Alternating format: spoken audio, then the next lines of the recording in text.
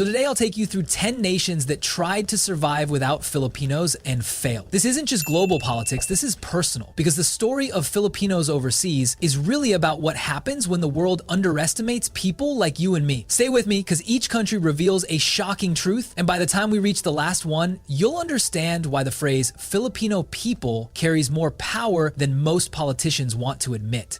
If you're interested in this topic, hit the like button, subscribe, and type interested in the comments. I'll give you a heart. 10. Saudi Arabia. For decades, Saudi Arabia's hospitals weren't just powered by machines, they were powered by people, specifically Filipino nurses, caregivers, and medical technologists who showed up day after day with expertise, compassion, and tireless work ethic. Quietly, they became the backbone of the kingdom's healthcare system, keeping emergency rooms moving, wards staffed, and patient outcomes steady.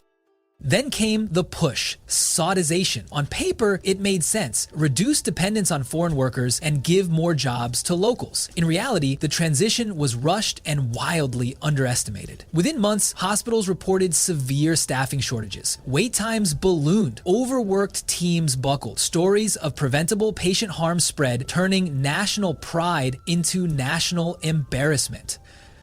Picture walking into an ER with a loved one, only to find a skeleton crew trying to handle a tidal wave of cases. That was the reality in city after city. The kingdom's leadership realized something oil money couldn't fix. You can't swap skill, experience, and cultural care overnight. They needed the Filipino workforce back urgently. The phone calls started, recruiters returned, offers improved, better pay, better benefits, better terms. Quietly, the same system that assumed it could move on without Filipinos admitted it couldn't. And when Filipinos returned, stability returned with them. Calmer wards, safer ratios, better outcomes, and the heartbeat of a system back in rhythm. Here's the lesson, plain and simple. Infrastructure means nothing without the right people. Saudi Arabia learned that the hard way. You can build the best hospitals on earth, but if you don't have the people who care enough and know enough to run them, the system collapses. So let me ask you, if a nation with near limitless resources couldn't keep its health system stable without Filipinos, what chance does any other country have? Drop your thoughts below, and if you've worked healthcare in the kingdom, tell us what you saw on the ground. Your story matters. 9. Kuwait. Kuwait's crisis didn't begin with economics, it began with conscience. After a series of horrifying reports of abuse and even deaths among Filipino domestic workers, the Philippine government pulled thousands home. It was a bold moral line in the sand. Protect our people first. Kuwait's response at the start, shrug it off, we'll hire others. For a moment, it seemed plausible, but the fallout was immediate and brutal. Not just for wealthy homes, but for the entire country. Families who were used to stable, trustworthy care suddenly couldn't find reliable help. Replacements often lacked the professionalism, patience, or training that Filipino workers brought. Daily routine childcare, elder care, household management fell apart. Then the shockwaves hit the broader economy. Hospitals reported staffing gaps, clinics ran short, construction sites fell behind schedule, service businesses slipped. Kuwait discovered the quiet truth the hard way. Filipinos weren't just help, they were competent managers of daily life. In homes, in wards, on project sites. By 2020, the pressure was undeniable. Employers, families, and businesses demanded a fix. Kuwait signed a new labor agreement with the Philippines, stronger protections, clearer terms, and a big reality check. Underneath the politics was a humbling admission: you cannot replace Filipinos' skill, loyalty, and heart on command. Ask any family that welcomed their trusted eight or kuya back into the home, the rhythm returned. The house worked again, children were safe again, elderly parents were cared for again, and in the workplace, the same pattern repeated. Projects moved, clinics flowed, standards rose. Kuwait's lesson belongs to every country that treats labor as a line item instead of a lifeline. When you remove people who bring both competence and conscience, systems fail. Quietly at first, then all at once. If you've lived through the Kuwait ban or return, share what changed for you. And if you believe protection and respect should always travel with every OFW contract, type respect in the comments. Hey, Qatar. If you've ever flown through Doha or checked into a 5-star hotel in Qatar, you've felt the Filipino difference: fast, warm, efficient, meticulous. For years, Filipinos defined the service standard Qatar sold to the world: hospitality, aviation, retail, and high-touch guest experience. Then crisis hit in 2017. Diplomatic tensions rippled into work permits and renewals. Thousands of Filipinos were suddenly out. Visas stalled, contracts frozen, families uprooted. Leadership assumed the gap could be filled quickly. It wasn't. Service quality nosedived. Hotels fielded complaints about unclean rooms, slow turnarounds, and unfriendly service. Airlines struggled to keep the seamless polish that premium travelers expect. The timing couldn't have been worse with the World Cup on the horizon. By 2019, Qatar did what smart nations do when image meets reality: pivot. Recruiters returned with stronger offers, better pay, clearer contracts, improved benefits. The plan wasn't just to hire, it was to rebuild trust with a workforce that keeps promises and performs under pressure. When Filipinos came back, so did the brand. Luxury feels like luxury when the right people deliver it consistently, quietly, and with pride. That's what rebuilt Qatar's hospitality engine, not chandeliers or marble lobbies, but the human touch that makes a guest feel seen. Here's the real headline. You can spend billions on stadiums and towers, but it only matters if the people inside know how to care. Filipinos do. It's why the industry bounced back, it's why the complaints turned into 5-star reviews, and it's why the world kept coming. If you've worked in Qatar's hotels, airlines, or restaurants, tell us the one thing only Filipinos do that guests always notice. And if you're watching from Doha right now, drop a plus in the comments. Let's see the community roll call. 7. United Arab Emirates. Dubai skyline tells one story: money. But the movement inside those towers tells a deeper one: people. Over 1 million Filipinos help build and run the UAE's dream. Construction crews, hospital teams, hotel staff, mall operators, airline crews, and back office pros who keep the machine humming. In 2020, the machine stuttered. Work permits froze, contracts ended, and thousands of Filipinos left. At first, it looked like a temporary correction. Then the consequences hit. Construction sites slowed to a crawl, hotels lost their core service teams, hospitals grappled with staffing shortages at the worst possible time, and tourism, a national pillar, fell flat. You can't automate care, you can't outsource trust, and you can't replace reliability with a memo. By 2022, the leadership took the only path forward: bring Filipinos back. New incentives rolled out: better pay, improved housing, more stable terms, not as charity, as strategy. Because when Filipinos returned, projects restarted, occupancy recovered, service scores rose, and hospitals stabilized. Ask any GM in hospitality who keeps VIP guests loyal, they'll say the quiet part out loud: Filipinos make luxury feel human. Ask any hospital director who holds a night shift together, same answer. The UAE can build the tallest tower, but Filipinos give it a pulse. Here's the takeaway: wealth builds spectacles, people build systems, and systems function only when the right people care enough to do the invisible work well. If you've lived or worked in the UAE, what's the moment that made you realize this place runs on Filipinos? Drop it below. And if you want this truth in front of more people, smash like. It actually helps push this story to those who need to hear it. 6. Malaysia.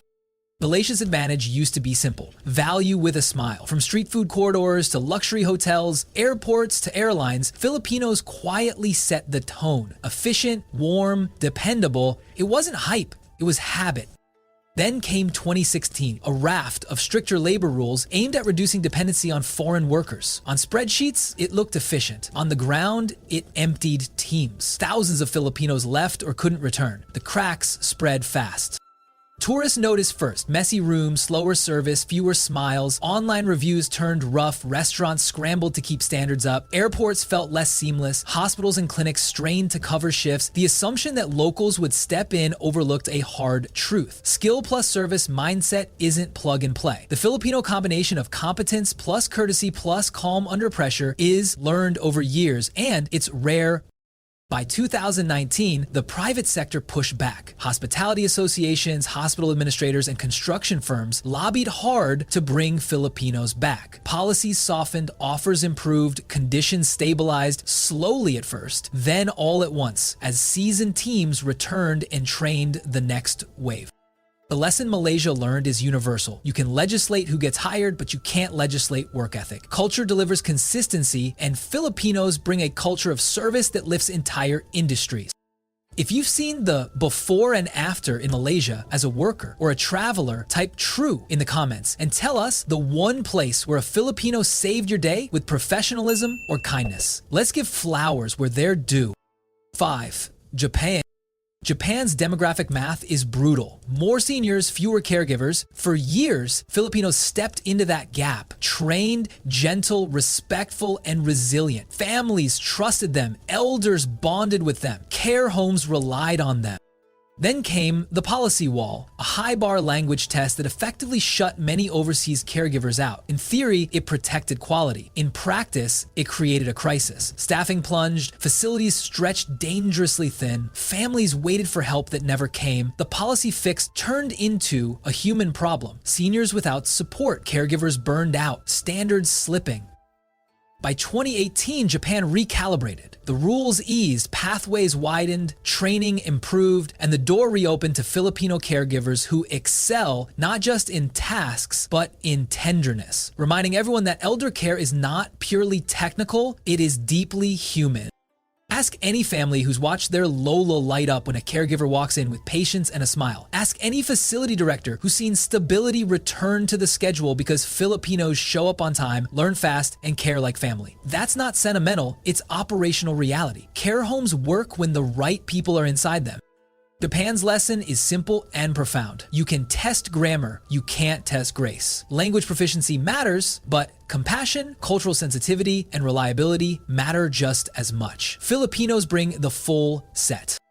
If you're watching from Japan, type respect in the comments and share one small act of kindness from a Filipino caregiver that changed your family's week. Those stories are the truths policymakers often miss. 4. Singapore. Singapore built a brand on precision, clean streets, on-time systems, a frictionless life. That brand doesn't exist without people, and Filipinos have been essential in making daily life actually work. Domestic workers who run households, nurses who stabilize shifts, service staff who keep transactions smooth, and specialists who keep the back end clicking. Then 2020 hit. Borders closed. Thousands of Filipinos were stuck outside, unable to return. Overnight, families lost childcare and elder care. Parents tried to work from home and homeschool at the same time. The health system, stretched by a pandemic, felt every missing pair of hands. Efficiency superpower took a hit. By late 2021, the government moved fast to fast-track returns, secure safe corridors, and stabilize staffing. Not as a favor, but as a sober recognition. The city's famed order rests on the shoulders of trusted people who handle the invisible load with dignity and discipline. Here's the quiet truth everyone in Singapore knows. The difference between stress and stability is often the Filipino in the room, the helper who anticipates, the nurse who steadies, the supervisor who solves problems before they spill. That's what keeps a smart city human. If you're in Singapore and felt the strain when your helper or nurse couldn't return, tell us how your daily life changed, and if a Filipino helped your family through the toughest months, leave a prayer below. Recognition costs nothing, but it means everything. 3. South Korea. South Korea runs on speed, precision manufacturing, export deadlines, tech timelines. For years, Filipinos filled critical roles across factories, logistics, and support. Consistent, skilled, on spec. They made precision repeatable. The policy squeeze in the 2010s tightened visas and narrowed renewals. Many Filipinos left, the slowdown was immediate. Factories missed targets, lines idled, the export edge dulled. You can't hit world-class benchmarks if you remove world-class workers and expect the curve not to dip. By 2016, course correction. Recruitment reopened. Filipinos returned to shop floors and support hubs, bringing the one thing you can't rush, reliable rhythm. The KPIs climbed back, schedules stabilized, teams felt whole again.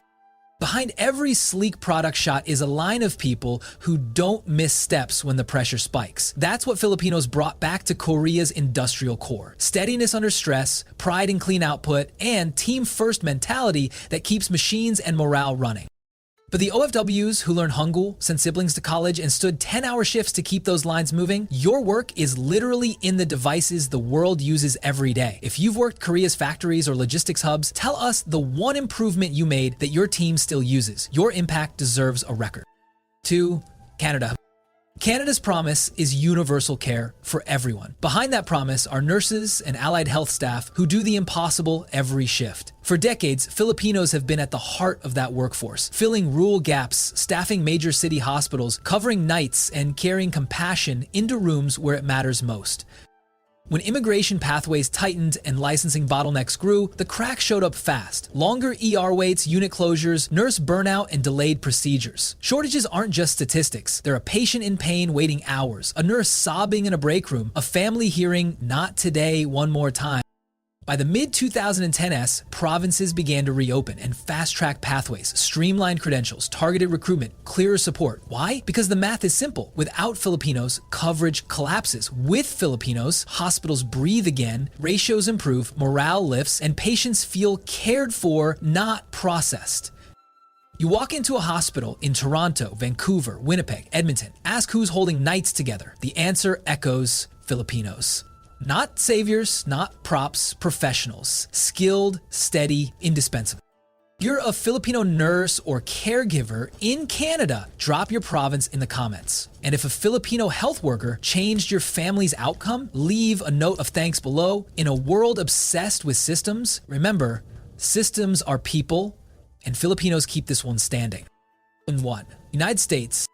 America's brand is #1, but behind the headlines, the US healthcare system leans heavily on Filipino talent. In hospitals from Los Angeles to New York, Filipinos staff ICUs, med-surg floors, nursing homes, dialysis centers, and clinics that can't afford to miss a shift.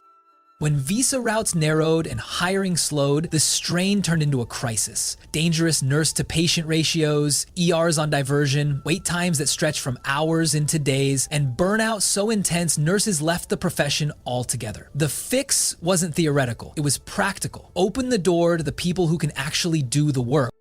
And when fast-track programs returned, you could feel the difference on the floors. Safer ratios, calmer nights, fewer errors, more eyes on patients who needed watching. Ask any charge nurse who they call when everything hits at once. They'll point to the Filipino team members who anchor the shift with competence and calm. Filipinos aren't a nice to have in US healthcare, they are structural. Take them out and the system creaks. Bring them back and the system holds. To every Filipino nurse, RT, PT, medtech, CNA, and caregiver in the US, the families you've helped will never forget you. If you're one of them, tag your city and unit below. Let's make sure this comment section reads like a night shift roster, because that's what keeps America's hospitals alive. 10 nations tried to move forward without Filipinos and learned the same lesson. Systems run on people, and Filipinos make systems work. If you agree, hit like, subscribe, and share this with someone who still thinks labor is replaceable. It's not. And if you got a story from any of these countries, drop it below. We're reading every single one.